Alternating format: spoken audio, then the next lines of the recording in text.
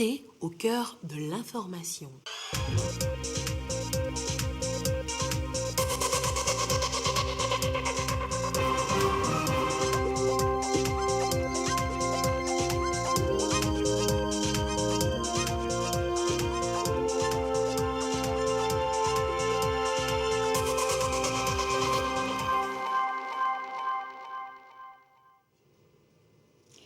Dans l'actualité, ce samedi, commémoration symbolique de la fête du 1er mai entre le gouvernement et les organisations syndicales au Togo. La fête du travail, une fois encore perturbée par la crise sanitaire due au Covid-19.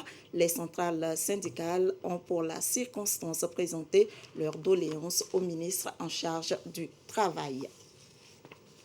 C'est fini pour les travaux de la réunion régionale sur les cafés Robusta africains. Les pays participants ont travaillé sur diverses thématiques pour développer et promouvoir cette filière. Et puis, première édition du concours sur le civisme fiscal lancé par l'Office togolais des recettes et l'Observatoire togolais des médias. Un concours national des meilleurs articles et reportages sur le civisme fiscal qui a pour objectif principal d'orienter les professionnels des médias togolais sur des sujets de développement. Voilà pour les titres. Bonsoir à toutes et à tous.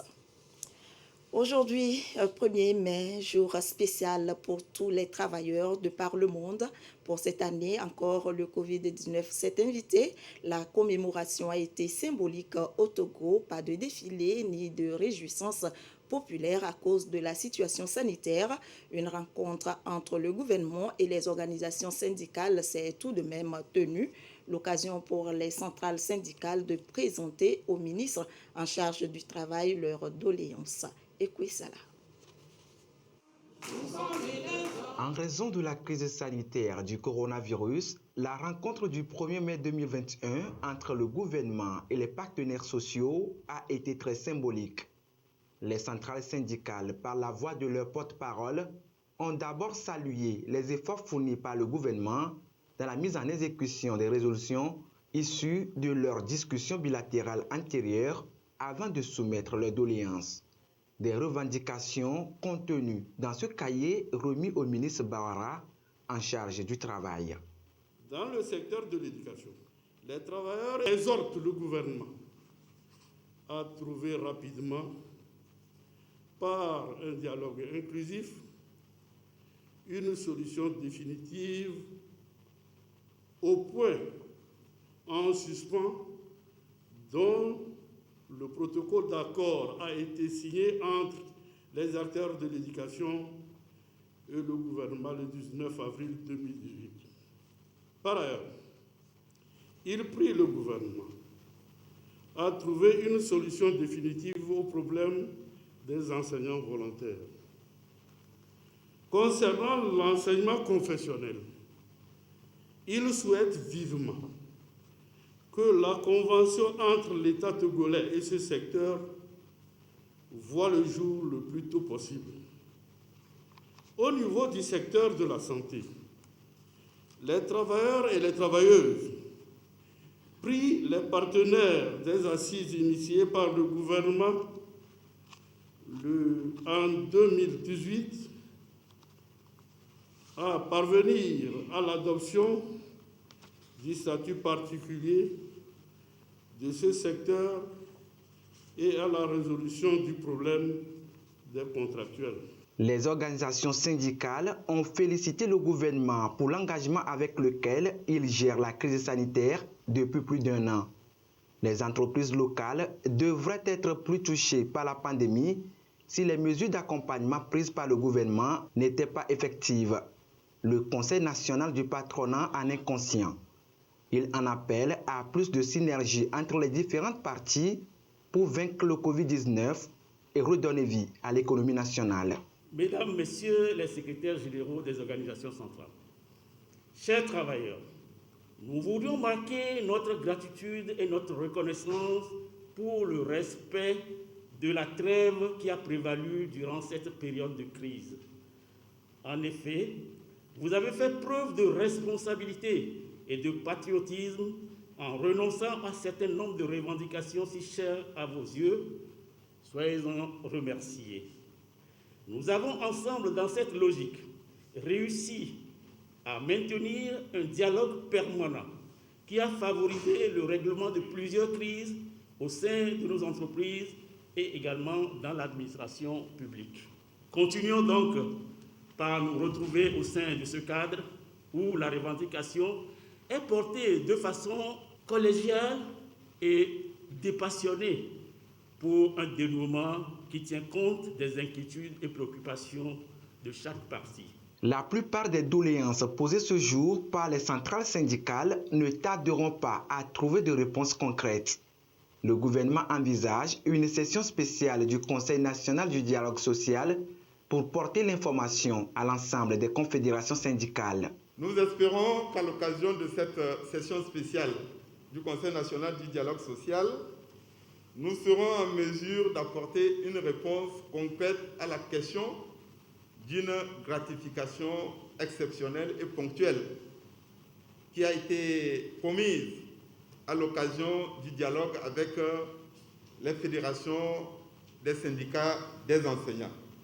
Nous espérons également qu'à cette occasion, le gouvernement pourra étayer, expliciter et détailler les réformes structurelles qui sont engagées pour adapter notre système éducatif par rapport à nos enjeux et défis de développement économique et social, et que ce sera également l'occasion, toujours dans le secteur de l'éducation, de partager avec les partenaires sociaux, notamment les fédérations des syndicats des enseignants, le plan et le projet de modernisation et de reconstruction des infrastructures. Naturellement, pendant cette période et au cours des années qui viennent, l'État continuera à déployer des efforts pour assurer le recrutement progressif et périodique des personnels enseignants, avec une attention particulière aux enseignants volontaires qui a été mentionnée.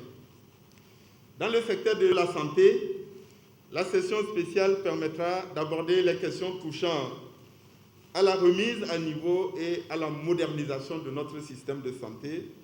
Et enfin, nous espérons qu'à cette occasion, nous aurons évolué avec l'adoption du Code du travail et que l'extension de la protection sociale à travers l'effectivité de l'assurance maladie universelle pourront être partagées. Je voudrais aussi, concernant l'allocation de départ à la retraite, informer nos partenaires sociaux que l'étude actuarielle qui était nécessaire pour permettre au gouvernement de se déterminer a été achevée. Les analyses et les travaux nécessaires ont été accomplis, notamment par le ministère de l'Économie et des Finances, et nous serons en mesure, dans les semaines qui viennent, d'honorer l'engagement pris par le président de la République le 26 avril 2019 de faire en sorte qu'un nouveau système d'allocation de départ à la retraite soit en application à compter du 1er janvier 2020. Cet engagement sera tenu. Et pour relever efficacement les défis qui s'imposent aujourd'hui au monde des travailleurs, le gouvernement parle de 3 conditions sine qua non. La première condition, c'est le besoin d'union et de cohésion. C'est le souci de sortir des conceptions catégorielles, sectorielles, corporatistes. Donc, acceptons d'avoir une vision commune des enjeux et des défis du développement économique et social.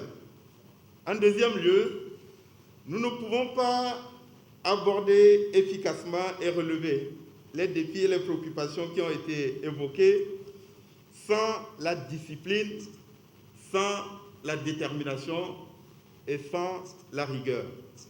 Donc je voudrais saisir l'occasion de la commémoration de la fête internationale du travail pour inviter l'ensemble des travailleuses et des travailleurs de tous les secteurs d'activité à faire preuve de plus d'assiduité, de productivité, de rendement sur leur lieu du travail, à donner le meilleur d'eux-mêmes, à faire preuve d'engagement, afin que, malgré le contexte de crise, la capacité de résilience que nous avons affichée jusque-là et qui s'est traduit notamment par un taux de croissance appréciable de 1,8%, que nous soyons mieux préparés et mieux outillés et armés pour aborder la phase de relance de notre économie et pour aller plus loin dans la croissance et la mobilisation des ressources et des moyens pour assurer le développement économique et social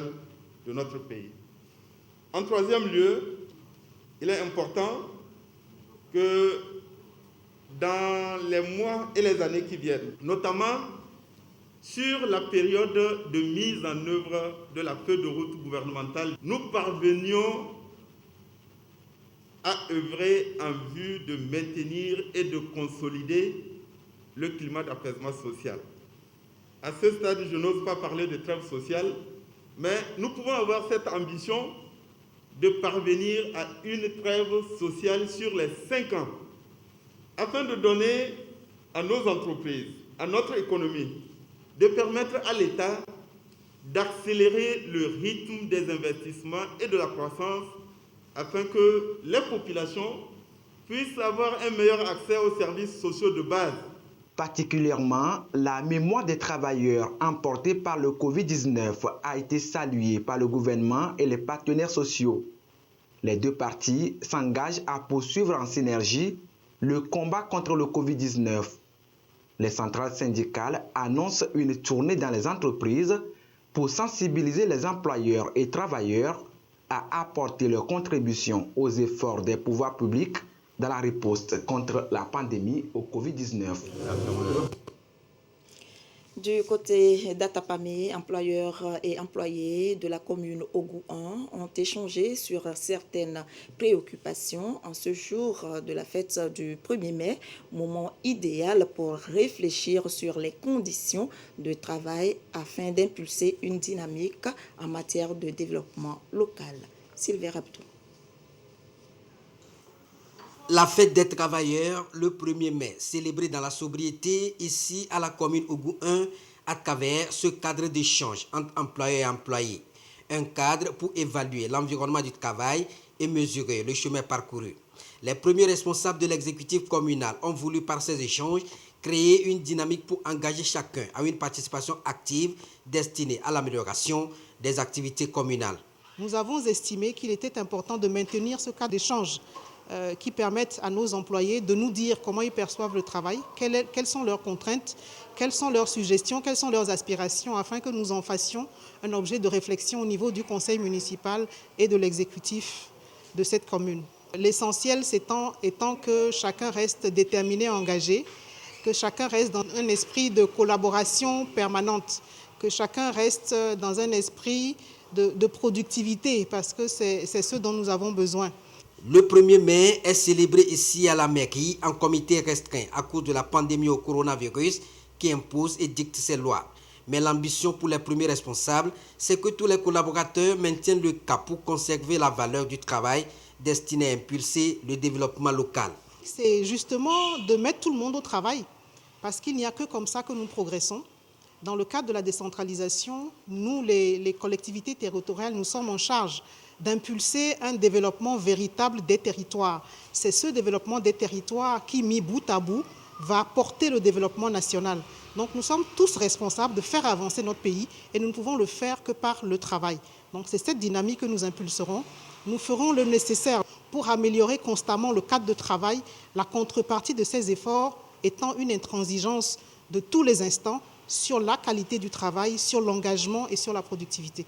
Malgré le contexte sanitaire, des ressources ont été en tout cas mobilisées pour permettre à chaque collaborateur de fêter en famille pour maintenir la tradition de cette fête. Ces dernières années, le Togo a connu du succès dans bon nombre de domaines, que ce soit dans le domaine de l'inclusion sociale ou financière, les infrastructures, l'éducation et j'en passe. Des avancées sont remarquables. Tout ceci grâce à l'implication du Togolais dans son travail. Ce soir, nous vous proposons dans ce dossier ce qui symbolise notre pays, le Togo, à travers le travail. Dodo Arrête. Chaque jour, du lever au coucher du soleil, il travaille sans relâche pour la construction du pays. Le travail reste une marque de fabrique du Togolais, dira-t-on. Il est reconnu pour cela.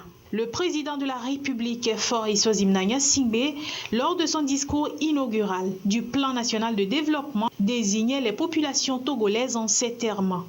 Ce sont elles qui donnent vie à notre devise dont le premier mot est le travail. Le travail pour le chef de l'État est une valeur que nous cultivons ici et qui demeure pour notre société un repère constant et un indicateur rassurant. Et donc le principal atout dont dispose le peuple pour donner corps au rêve d'un Togo prospère. Si le Togo a traversé les crises qu'il a connues et qu'il est encore debout, c'est grâce à la détermination et à la qualité de travail de ses citoyens. Et d'ailleurs, aujourd'hui encore, les Togolais s'expriment à travers la qualité des entreprises qu'ils mènent. Le chef de l'État a reconnu cette qualité du travailleur du Togo, que constitue le Togolais. Au lancement officiel du PND, il le rappelait en invitant les populations togolaises à contribuer comme elles l'ont toujours fait à l'édifice Togo. Parce que le Togo nous appartient aujourd'hui, mais nous devons le construire pour les générations futures. Ce qui fait et ce qui a fait la marque de fabrique du Togolais, c'est la qualité du travail. Et les infrastructures réalisées l'ont été par les Togolais pour la plupart. La pêche a été une marque de fabrique des Togolais. L'agriculture aussi. Dans la sous-région, on estime que la marque du Togolais reste le travail aussi bien avant qu'après les indépendances. Le monument de l'indépendance, par exemple, a été réalisé grâce à la contribution de tous les Togolais. Le travail est donc un héritage. C'est grâce au travail que le Togo a eu son indépendance. En témoigne sa devise, travail, liberté, patrie. C'est d'abord le travail qui libère. On va donc le dire ainsi. Et dans ce sens, le Togolais était appelé, à travers son travail, à se promouvoir lui-même, mais également à contribuer au développement du pays. La promotion individuelle, à travers la qualité du travail qui est réalisé et la satisfaction qui en ressort, mais également la promotion à la construction nationale, lorsqu'il a été invité, hier comme aujourd'hui, à participer au développement. Dans la participation au développement, le Togolais a été appelé à mettre, comme on le dit souvent, la main à la pâte, à apporter sa pierre à la construction de l'édifice Togo. Au sortir de l'indépendance, il faut le dire, le Togo avait besoin d'énormes infrastructures à réaliser. Et à l'époque, comme d'ailleurs aujourd'hui, les ressources nationales ne pouvaient pas à elles seules satisfaire les besoins. Les Togolais donc avaient été appelés à contribuer à travers ce qu'on a appelé le self-help, c'est-à-dire s'aider soi-même. L'autorité avait estimé que pour les réalisations d'intérêt national de grande envergure, l'État pouvait s'en occuper. Mais les infrastructures à l'échelle locale ou régionale pouvaient être réservées à la population. La contribution, elle est financière, elle est matérielle. Elle est donc physique, mais également elle est intellectuelle. L'homme est donc avant tout une richesse, même si on ne possède pas d'énormes potentialités. En misant sur la qualité des ressources humaines, on pourra parvenir à faire plus et mieux pour maintenir l'espoir d'un Togo meilleur et prospère. Une prospérité qui appelle 61 ans après l'indépendance, chaque Togolais, chaque Togolaise a plus d'engagement dans le travail. 61 ans après l'indépendance du Togo, les défis restent encore à relever. Mais il faut reconnaître que les plus hautes autorités balisent au quotidien la voie pour l'émergence du pays et l'atteinte d'une prospérité partagée et inclusive. Fin des travaux de la réunion régionale sur les cafés Robusta africains couplés de la 9e Assemblée générale de l'ACRAM. Durant 5 jours, les délégués venus de 7 pays de la zone des cafés Robusta africains et du Madagascar dont le Togo ont travaillé sur diverses thématiques en vue du développement et de la promotion de la filière caféière. Compte rendu, Sonia Amenikbo. Par cette acclamation, les délégués à la réunion régionale sur les cafés Robusta africains ont adopté à l'unanimité le projet de la mise en place de l'Académie de café dans l'espace ACRAM. C'est une des résolutions majeures de la 9e Assemblée générale de l'ACRAM tenue à Lomé. Pendant 5 jours d'affilée, les experts de la filière ont travaillé sur diverses thématiques. La finalisation du protocole d'accord pour le renforcement des relations entre ACRAM et les autres organisations, la participation au projet régional sur la promotion de la consommation du café en Afrique notamment. On avait évoqué des pistes de solutions, comment améliorer le commerce avec les États-Unis d'Amérique et avec l'Europe. Et la Côte d'Ivoire a souhaité que nous puissions développer les rapports entre pays africains. Et des stratégies ont aussi été élaborées pour augmenter à travers la zone de libre-échange les rapports avec l'Afrique. Effectivement, dans le programme général entre nous et l'ITC, il s'agira aussi de renforcer et d'intensifier le commerce entre les pays africains dans le cadre du café Robusta. Nous, en tout cas en ce qui concerne la Côte d'Ivoire, nous sortons satisfaits de ces échanges. Dans les pays membres de l'ACRAM, plus de 50% des femmes ont l'agriculture comme principale activité. Elles vivent en général dans les zones rurales. La 9e Assemblée générale a également planché sur les questions relatives au genre et au rôle de la femme dans la filière. Nous recommandions que chaque pays de ACRAM puisse, au niveau national, adopter une espèce de National Gender Policy pour que les instances accompagnent les femmes, que ce soit pour l'accès au financement, notamment par la création des banques agricoles, parce que ce soit une politique nationale de tous les pays membres de ACRAM, de pouvoir avoir une espèce de discrimination positive par rapport au régime foncier. En dehors de cela, bien sûr, éliminer les discriminations socio-culturelles. Tous les pays de ACRAM gagneraient mieux à vraiment renforcer les capacités organisationnelles des femmes dans le café. Donc voici au terme de la réunion régionale sur le café Robusta africain, couplée avec la 9e Assemblée générale de l'ACRAM. Cette importante rencontre en présentiel et en virtuel a regroupé une quarantaine de participants venus de 7 pays membres de l'ACRAM, y compris les partenaires techniques et financiers. Nous avons travaillé sur les thématiques aussi diverses que variées relatives au programme d'appui intra-ACP de l'Union européenne à l'Agence des cafés Robusta d'Afrique et de Madagascar, ACRAM, pour la relance et la promotion du café Robusta. En effet, les réunions techniques tenues de lundi à jeudi sur le thème central suivant, post-Covid-19, quelle approche pour la résilience de la filière café Robusta en Afrique, ont permis de faire un tour d'horizon complet sur des préoccupations et défis majeurs des pays membres, des objectifs et approches, les centres d'intérêt des membres et particulièrement la façon dont nous comptons aborder les futures échéances dans le cadre de la mise en œuvre de notre programme commun. Parallèlement, les différentes commissions de l'ACRAM ont travaillé d'arrache-pied sur les questions relatives à la coopération et transfert de technologies. Le représentant du ministre en charge du commerce, de la consommation locale, a salué la tenue de ces assises de Lomé, dont les conclusions vont contribuer à développer la culture du café et du café Robusta en particulier. Une motion spéciale de remerciement a été adressée au président de la République pour son engagement et les excellentes conditions dans lesquelles la rencontre s'est tenue. Le 1er juin, c'est bientôt date importante pour le Togo en matière de protection de l'environnement. Le ministère en charge de l'environnement s'active déjà sur le terrain. Les élus locaux sont mis à contribution à cet effet.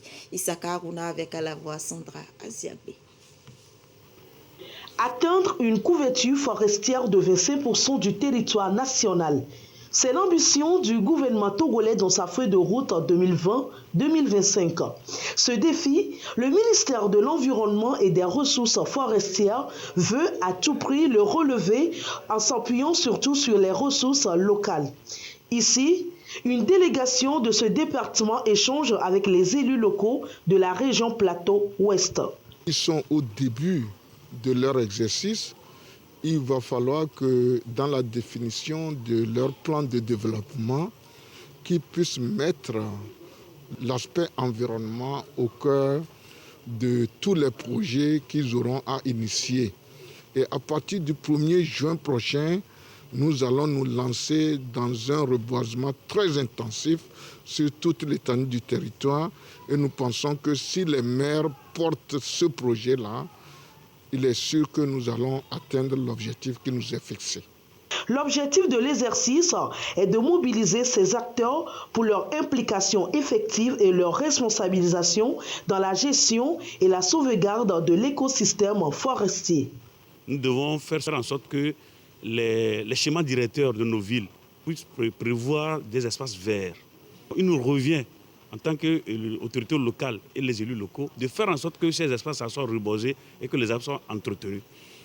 Nous avons constaté qu'il y a la destruction de nos couches, il y a la déforestation de part et d'autre de nos frontières, particulièrement la frontière Togo-Ghana.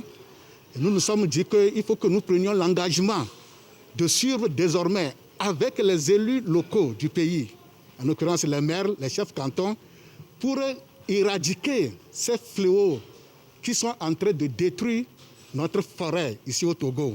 Nous sommes maintenant prêts à accompagner le ministère de tutelle. Après Palimé, la délégation mettra le cap sur les autres régions du Togo. À terme, ces rencontres permettront de mettre en place un cadre de collaboration pour une gestion participative et durable des forêts au Togo.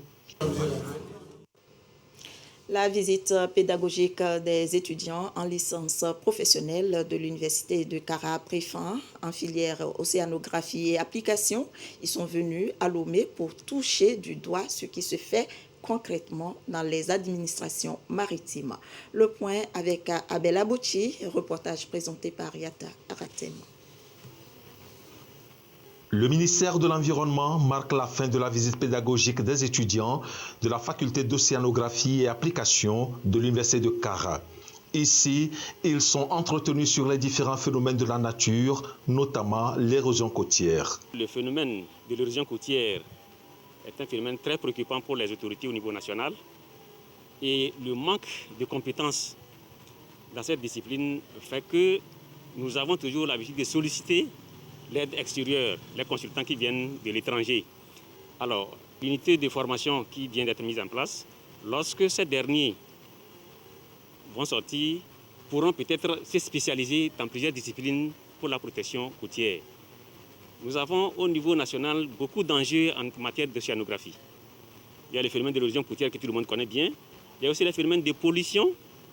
Et il y a aussi d'autres phénomènes extrêmes que nous n'arrivons pas à maîtriser. 4 jours durant, ces étudiants ont touché du doigt la phase pratique de leur formation, un complément dans la réussite de leur filière. Durant ces 4 jours de visite, j'ai fini par constater que l'option que j'ai choisie n'a pas été mauvaise. Du côté océan, il y a plusieurs options, il y a plusieurs activités qui se déroulent et je ne regrette jamais d'avoir essayé. J'ai eu à apprendre beaucoup de choses que je n'ai jamais imaginées à connaître. La visite pédagogique est initiée par le ministère de l'économie maritime, de la pêche et de la protection côtière. Ceci pour accompagner ces apprenants à mieux s'appliquer en alliant la théorie à la pratique. Nous avons constaté un manque criard de personnel dans le domaine. Cette initiative permet de renforcer les capacités de ces étudiants dans le domaine de la météorologie, dans le domaine de l'océanographie et dans le domaine de la pêche et de l'aquaculture. C'est la satisfaction que le projet qui a été initié a vu le jour et que les étudiants sont satisfaits aussi de leur parcours et de leur visite. Débutée depuis le 26 avril dernier, la visite pédagogique a permis à ses apprenants de découvrir les différents services relevant de l'administration maritime et météorologique.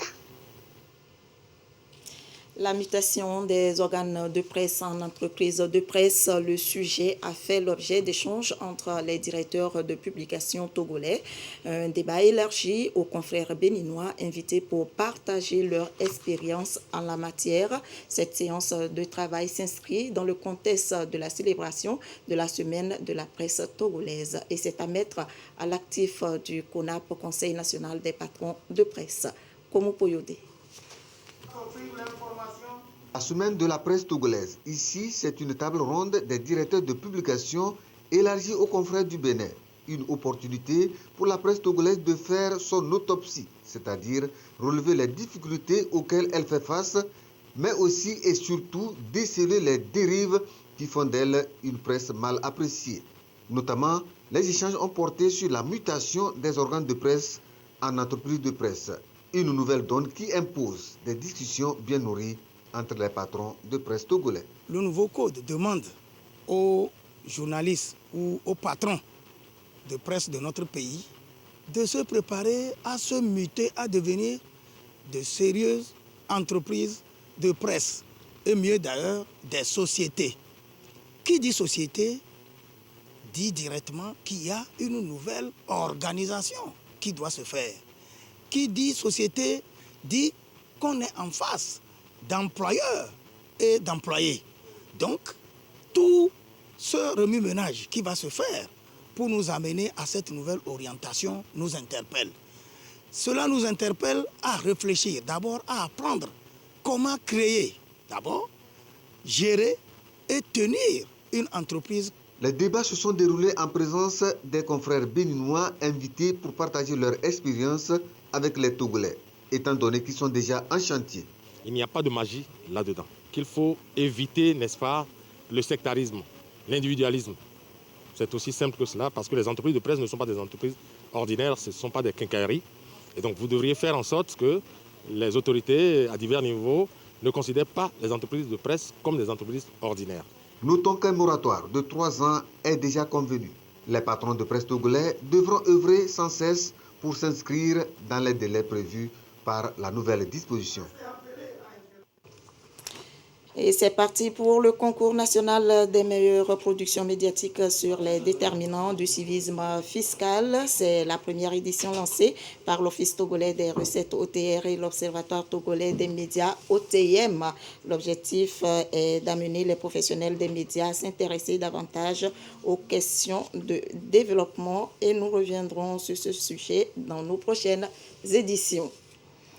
Dans la course mondiale pour trouver une solution au mal de l'heure, le Covid-19, les scientifiques ont mis à disposition plusieurs vaccins. Les campagnes de vaccination sont toujours en cours et à ce jour, une question se pose. Est-ce possible de changer de vaccin à la deuxième dose lorsqu'on s'était administré un autre à la première? La réponse avec Dodo Aré. Faut-il prendre comme deuxième dose un autre vaccin autre que l'AstraZeneca? Une question qui plane dans la tête des Togolais ces derniers temps. Une combinaison vaccinale semble-t-il peut être efficace contre le Covid-19, mais le Togo n'est pas prêt à se lancer dans l'incertitude. Nous n'allons pas prendre Sinovac pour faire seconde dose pour ceux qui ont déjà été vaccinés avec AstraZeneca. Il y a des doses d'AstraZeneca qui vont arriver pour entamer la seconde phase. Et cette seconde phase va commencer à partir de 10 mai, parce que nous avons commencé le 10 mars. Sinovac, nous avons reçu 200 000 doses. Ces 200 000 doses, c'est pour 100 000 personnes. Donc on va réserver en même temps la seconde dose des personnes qui seront vaccinés. Même si l'alternance de différents vaccins dans certains pays vise à pallier les problèmes d'approvisionnement et de pénurie des vaccins, la priorité des autorités togolaises est de préserver la santé des populations.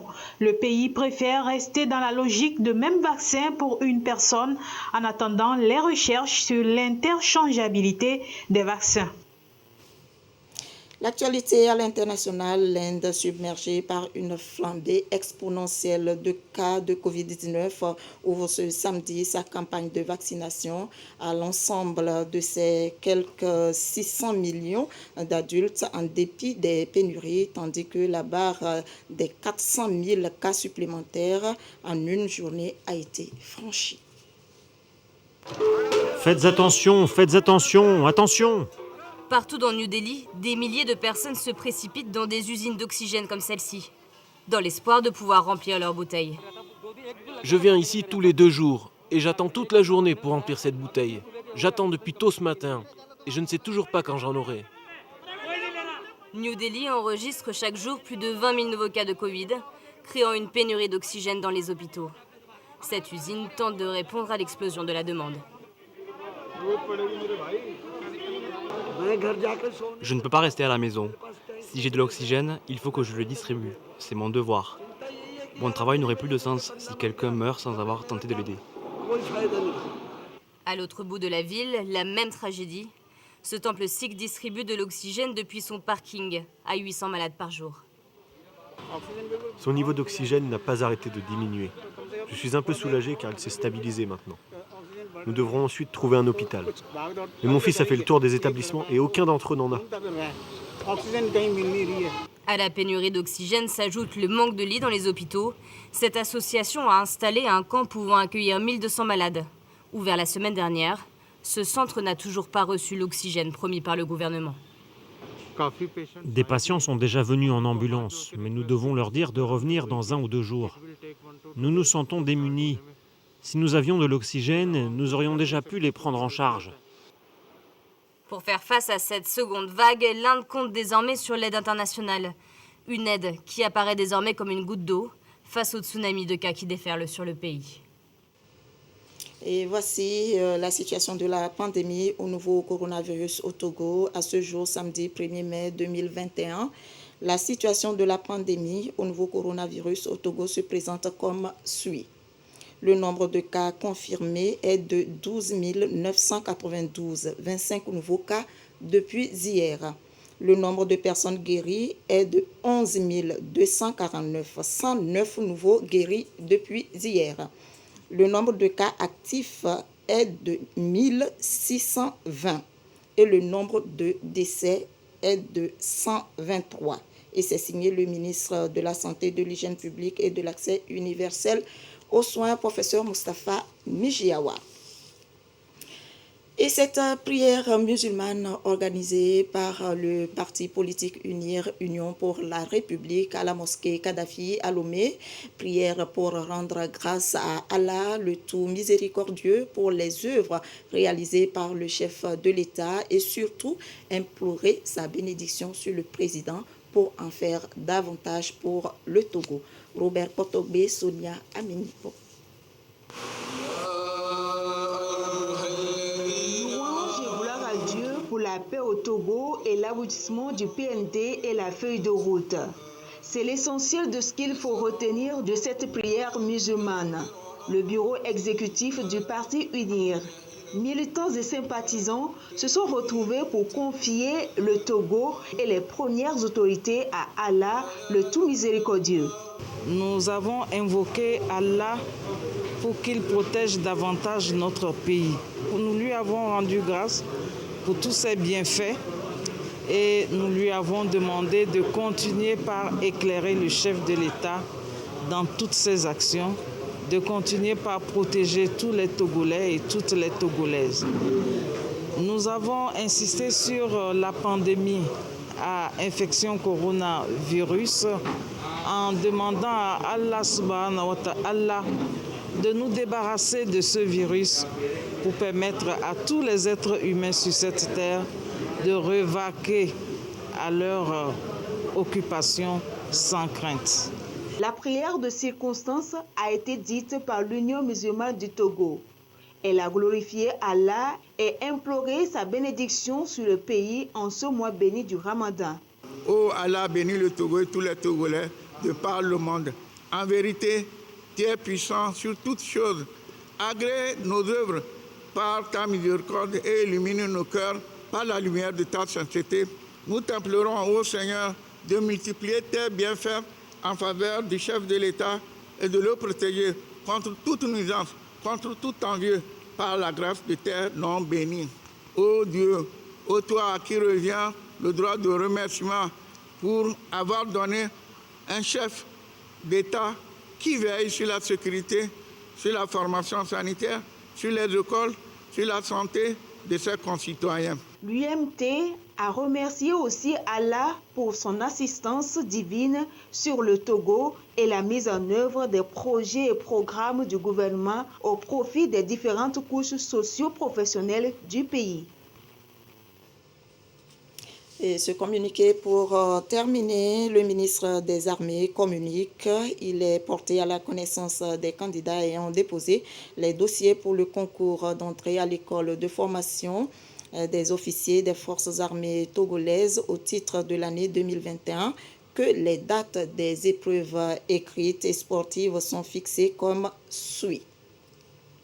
Épreuve écrite les 10 et 11 mai 2021 à l'École nationale de la gendarmerie nationale à Lomé, en face de la Banque togolaise du commerce et de l'industrie, BTCI centrale. Épreuve sportive le 14 mai 2021 à l'état-major général des forces armées togolaises. Les candidats devront se présenter à partir de 6 heures munis de leur pièce d'identité en cours de validité. La liste des candidats retenus sera publiée dans le quotidien Togo Presse et affichée à l'état-major général des forces armées togolaises. Compte tenu du contexte pandémique, le respect des mesures barrières est de rigueur. Notez bien, pour tout renseignement complémentaire, s'adresser à l'état-major général des FAT, division ressources humaines, à Guenivé, téléphone 22 50 11 61, au poste 26 02 ou 26 06, ou encore au numéro 90 10 40 11.